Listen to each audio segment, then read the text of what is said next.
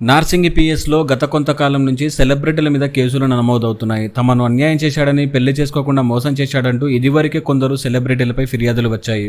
అందులో ఇప్పుడు famous YouTuber Harsha Sai మీద కూడా కేసు నమోదైంది. తనను పెళ్లి చేసుకుంటానని నమ్మించి మోసం చేశాడని ఓ యువతి ఆరోపించింది. అంతేకాదు తన దగ్గర నుంచి 2 కోట్లు తీసుకున్నాడని ఆ అమ్మాయి అంటుంది. హర్ష సాయి తనను మోసం చేశాడని నార్సింగి పోలీస్ స్టేషన్లో ఫిర్యాదు చేసింది. తన లాయర్తో వచ్చిన యువతి తనకు న్యాయం చేయాలని ఫిర్యాదులో పేర్కొంది. హర్ష సాయితో పాటు ఆయన ఫాదర్ మీద కూడా కేసు పెట్టింది సదరు యువతి. ఇంతకీ అసలు ఏం జరిగింది? యూట్యూబ్ లో చాలా మంది పేదవాళ్లకు డబ్బులు పంచి సహాయం చేసిన హర్ష సాయి ఒక అమ్మాయి దగ్గర నుంచి 2 కోట్లు ఎందుకు తీసుకున్నాడు? హర్ష సాయి ఎంతో మందికి డబ్బులు ఇచ్చి సహాయపడుతుంటాడు, కానీ దాన్ని వీడియో తీసి యూట్యూబ్ లో అప్లోడ్ చేస్తుంటాడు. తన యూట్యూబ్ ఛానల్లో ఇదే మెయిన్ కంటెంట్. దీంతో హర్ష సాయికి చాలా మంది ఫ్యాన్స్ అయిపోయారు. కానీ కొంతమంది హర్ష సాయి చేసేది సహాయం కాదు, అదొక బిజినెస్ అంటుంటారు. బెట్టింగ్ యాప్స్ కూడా విపరీతంగా ప్రమోట్ చేస్తున్నాడని కూడా ఆరోపణలు వచ్చాయి. అయినా కూడా చాలా మంది హర్ష సాయికి సపోర్ట్ చేశారు. మీరు సాయం చేయరు, చేసే వాళ్ళను చేయనివ్వరు అంటూ ఫైర్ అయ్యారు హర్ష సాయి అభిమానులు.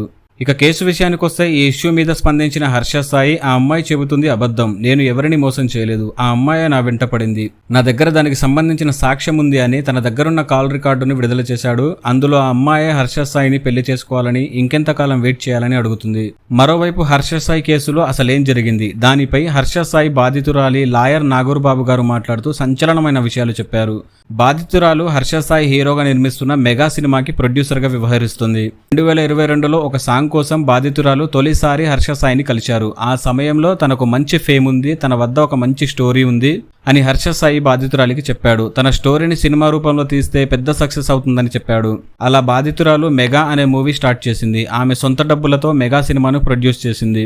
తనకు హైదరాబాద్ లో ఉండటానికి షెల్టర్ లేదని చెప్పడంతో బాధితురాలు హర్ష సాయి కోసం ఒక విల్లాను అరేంజ్ చేసి ఇచ్చింది. స్క్రిప్ట్ డిస్కషన్ కోసం అప్పుడప్పుడు విల్లాకు రావాలి అని బాధితురాలని హర్ష సాయి కోరగా, అతని మాటలు నమ్మి బాధితురాలు హర్ష సాయి ఉండే విల్లాకు వెళ్లినప్పుడు ఆమెకు మత్తు మందు ఇచ్చి ఆమె స్పృహలో లేనప్పుడు ఆమెపై లైంగిక దాడికి పాల్పడ్డాడు. అంతేకాకుండా ఆ తతంగాన్ని వీడియో రికార్డు చేసి మరుసటి రోజు ఆమెకు ఆ వీడియోలు చూపిస్తూ బ్లాక్మెయిల్ చేశాడు. ఇలాంటివి చేయడం నాకు ఫ్యాంటసీ, ఇలాంటివి నా వద్ద చాలా ఉన్నాయని చెప్పాడు. తాను లీగల్ గా ప్రొసీడ్ అవ్వాలి అనుకున్నప్పుడు హర్ష సాయి వాళ్ళ నాన్న రాధాకృష్ణ ఎంటర్ అయ్యాడు. మీడియా వరకు వెళ్తే ఇద్దరి ఫేమ్ నాశనం అవుతుందని సర్ది చెప్పాడు.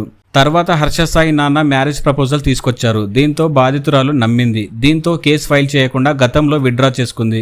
2023లో మెగా మూవీ ట్రైలర్ రిలీజ్ చేశారు. ట్రైలర్ పాన్ ఇండియా లెవెల్లో సక్సెస్ అయింది. ట్రైలర్ సక్సెస్ కావడంతో హర్ష సాయికి దురాశ పుట్టింది. ఆమెతో ఉన్న సినిమా కాపీరైట్స్ దక్కించుకోవడానికి వీడియోలు చూపించి ఆమెను బ్లాక్మెయిల్ చేశాడు. టీజర్ రిలీజ్ కి ముందే పెళ్లి చేసుకుంటానని చెప్పడంతో అప్పటి నుండి బాధితురాలు పెళ్లి గురించి ప్రస్తావన తీసుకువస్తుంది. ఆమె చేసిన పర్సనల్ కాల్స్ ఎడిట్ చేసి హర్షకు అనుకూలంగా మార్చుకొని అవి చూపించి ఆమెను బెదిరించాడు. బాధితురాలిని మానసికంగా, శారీరకంగా వేధింపులకు గురి చేస్తూ సినిమా కాపీరైట్స్ ఇస్తేనే తాను మిగతా షూటింగ్ లో పాల్గొంటానని, లేకపోతే వీడియోలను రిలీజ్ చేస్తానని బెదిరించాడు. హర్ష సాయి పెట్టే వేధింపులు తట్టుకోలేక చివరకు నార్సింగి పోలీసులకు ఫిర్యాదు చేయాల్సి వచ్చింది.